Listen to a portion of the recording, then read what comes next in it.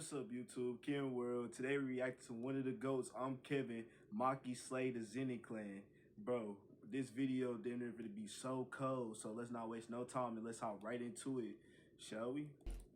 Chat, today is a special day. I told y'all the next time you gonna see me is when that Maki episode dropping. Boy, I was not disappointed. Kev, why are you glazing Maki? Maki ain't do nothing, Kev. What does she do to deserve this praise? I see potential. If you need a financial advisor or someone to put your money into stocks, hit me up. Clearly, I understand long-term investment. I can proudly say I was a Maki fan since day one. I'm not a manga reader either, so I was in the mud fighting for my life defending her. I kept saying just wait, they're not gonna waste her character. Especially after season 2 when we found out she is deadass just a woman version of Toji. I knew I had to be patient, and today that patience paid off. Now before we get to that, let's do a quick overview of the episode last week. It's pretty much explaining the rules of the Culling Games and what their next steps are. I'm gonna go over it to the best of my ability. If I get something wrong, just correct me. So, Kenjaku. His objective is to force the evolution of mankind throughout Japan. And the way he's trying to do it is by fusing mankind with Tengen. Why Tengen? Well, Tengen is the only one possible this plan can work with. She's immortal, been alive for over 1,000 years, and at this point is more closer to being a system than to an actual human being. Her role is regulating cursed energy throughout all of Japan using barriers, and everyone in the country exists within those barriers, within her influence. So getting to Tengen means getting to the entire nation. Now previously this wasn't possible. She couldn't just fuse with anyone. Similar to how Yuji is a rare being who was able to be Sukuna's vessel, Tengen also needs a vessel, the Star Plasma Vessel. However, the only person who was capable of being said vessel got her shit blown smooth off. And it's been 12 years since then. Now she's able to fuse with someone other than the vessel. And whoever fuses with her now will become something more than a sorcerer. A whole new being entirely, and that's what Kenjaku wants. Now Tengen is able to keep her form as well as her sense of reason thanks to her barrier techniques. But that doesn't go for the other niggas. If she fused with all those people and even one went out of control, the world will end. She said because evil will spread to everyone instantly. There will be no boundaries between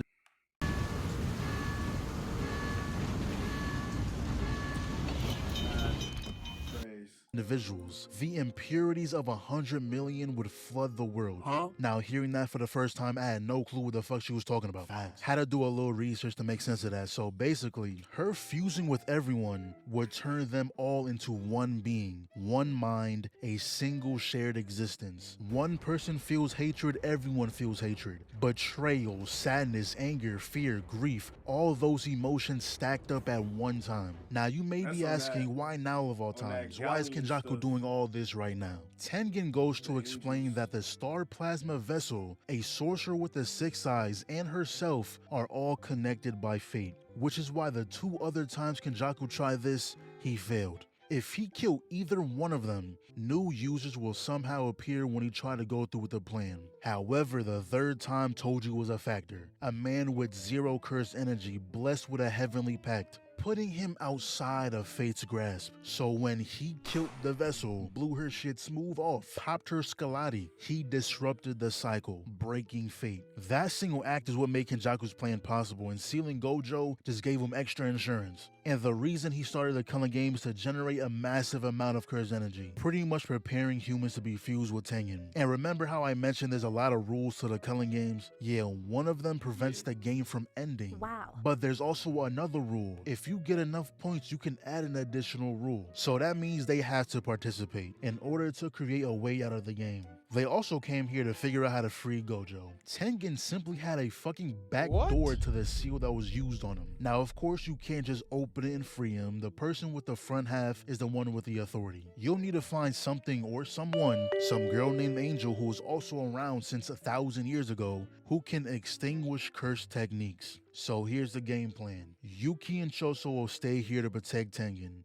Yuta will participate in the Culling Games right away to gather some information. Megumi and Yuji will go see Akari, who I've heard so much about. Seen that nigga dancing at some point. But they need to find a way to recruit him no matter what. Apparently, he's just as strong as Yuta. And finally, Maki will go to the Zenin house to get her cursed tools. Now get this. He walked in, bumped his head on the door The frame, background music laughed playing it off, funny. and said I'm used to it. Used to what? What is he used to? 6'7"? You're a fucking disgrace. Listen, I'm not trying to be a dickhead, but I'm gonna be a dickhead. You're pushing 40. What are you doing out there? I get this is your dream and all, but not everyone should have dreams. This is not for you. You're actually ass. That's one of the worst performances I ever seen in my life. I almost walked on that stage and slapped you for saying that bullshit. So this is Takaba, another one of those characters who I always hear about, but don't know a single thing about him. Anyways, it's about time we get to the meat and potatoes. So she pulls up, and of course the first person we see is Naoya. This dude is carrying misogyny on his back. When you look up the word, his face pops up. He was like, Damn, you can't use Jujutsu, you can't see cursed spirits, and you're chopped. A triple whammy. What is your purpose? just had to walk away, guaranteed nothing positive will ever escape his mouth. Then we get a little flashback of her talking with Megami, and she was like, look, you was made the head of the Zenin clan. Money, cursed tools, info on the big three all within your reach. It'll change how we move from this point on.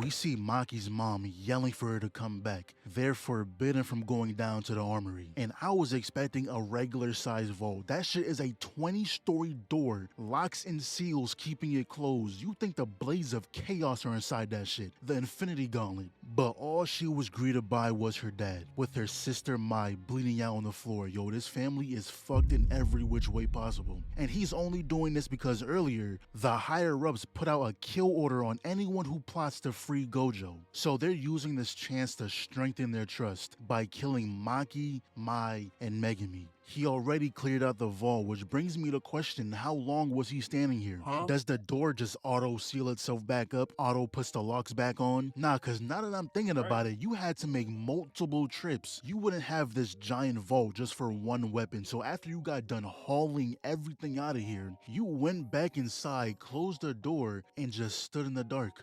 Bro really think you're the final boss. But she walked in, not a single word said, pulled out that sword and was ready to work, but not gonna lie, maybe he is the boss. Cause when that light went out, Maki broke his sword, so I was like, oh, he's ass. But apparently he's wielding a lightsaber. I apologize for my outburst. I just seen my go get one-tapped. And he was saying how he was supposed to be the clan leader, but y'all was so buns, his daughters were so buns that they just didn't allow it. So he chucks them into this room where he keeps cursed spirits. It's only a matter of time before they get devoured. But Mai made sure that wasn't gonna happen. See, her ability is constructing This game, you're not ready. anything using her cursed energy, and she decided to make Maki a weapon knowing she'll die if she does. And the thing about being twins in this world is that Jujutsu doesn't see them as two different people, they're seen as one. No matter how hard Maki trains, the blood, sweat, and tears, none of it matters if Mai herself doesn't also want to be strong. So as long as she exists, Maki will forever be half of what she could be. The one thing she asks of her before she leaves is to destroy everything. Imagine like if that worked with Toji had a twin.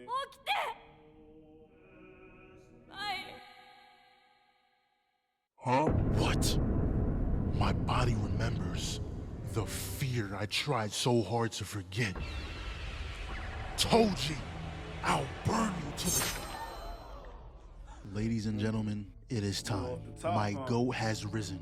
Took the top off that bitch ass nigga's head. Type shit that'll make a grown man cry. I've been waiting so long, so patiently for this moment. She goes up to the top floor dual wielding, and setting these little grunts is so disrespectful. 4 of y'all gone. Next. Wasting no time just walking you down. That one got his sternum caved in, head sliced, arm chopped, flips over with the double kill here. Enjoy that. Are y'all just gonna keep coming in one by one? Come on, jump me. All of y'all at the same time. Let's make it interesting. And he's gonna come in doing all this extra shit. Fuck out of my face. No look double kill, and this shot right here is hard. I ain't never see a floor angle, but they done changed it to black and white. Killed like 10 at one time. 2 more ran in, immediately decapitated. Weave, broke the sword, chopped him in 2. She then tomahawked her primary, and that shit got jets on it. What? Stood in the middle, allowed the sword to do the work, but she said, hold on, y'all think it's safe up here? No, no, please. Massacred everyone upstairs, so she jumps back down, speed blitz like 20 of them, limbos the sword, yeah, give me the man.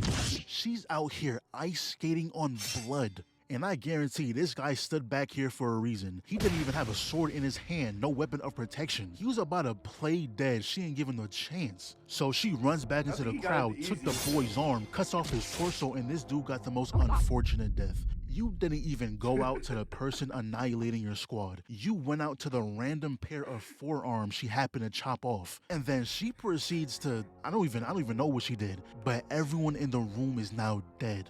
Yo, did y'all kill her yet?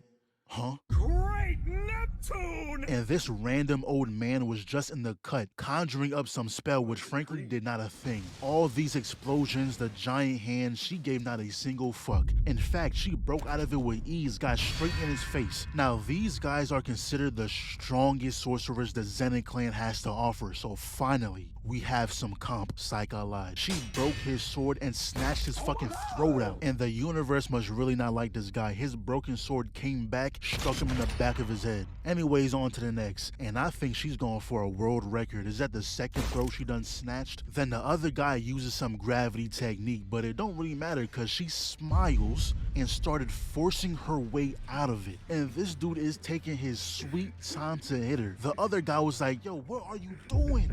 Are you ore farming out there, nigga? Are you serious? This is not your episode. Shit, they don't even know your name. Our clan only exists because Toji allowed it. She's become exactly what we feared. Took the dude like 40 seconds, but he finally attacked. Did some punch nuke, and bro over here was like, yes, you did it, man, you did it. She walked out holding his head, tossed that motherfucker into the river, and finally Naoya shows himself. I wanted her to beat his ass since the first episode, and Mappa, my goodness, y'all cooked. Naoya is slightly better than I expected though. He won this exchange, and he was like, shorty, you are not Toji, you better calm all that down. But not gonna lie, it's a known fact, your punches do no damage. Look soothing even, like a nice massage. All the damage you're doing is not from you, it's from the mountains you're throwing her into. Perfect evidence. What is she doing? Got thrown through everything possible and she's out there enjoying the breeze, bro, your ass. So she plants her feet, coming to a complete stop. Naoya is coming through at top speeds, blowing through mountains thinking, ha, I know your game plan. You're trying to tank my hit straight on. As if I'd be that stupid. Yeah, like I said, your ass. I'll let the camera spin around a few times, make sure they get your good angle. And this may be one of the rare times we got 4 replays. Usually it's 3, but half of his skull got crushed. And then she casually goes back into the house. Ma, yo ma, where you at? Now she does get taken out too, but made sure Naoya wasn't getting out of this. So after that, the Gojo and Kami clan sent a proposal to the higher ups to remove the Zenin clan from the big 3. Let's go ahead and give that a round of applause. This might be my favorite episode JJK has ever produced. My fellow Maki defenders, let's all enjoy this day. Maybe fire up the grill, it's a special occasion. Until next time. Let's cook. Let's cook. That was a good one. That was a good video. I always watch all his videos. I love his videos. Thank you so much for watching this video. It was nice to even react to someone that I watch a lot. Thank you all a lot. Leave a like and subscribe, and see y'all in the future.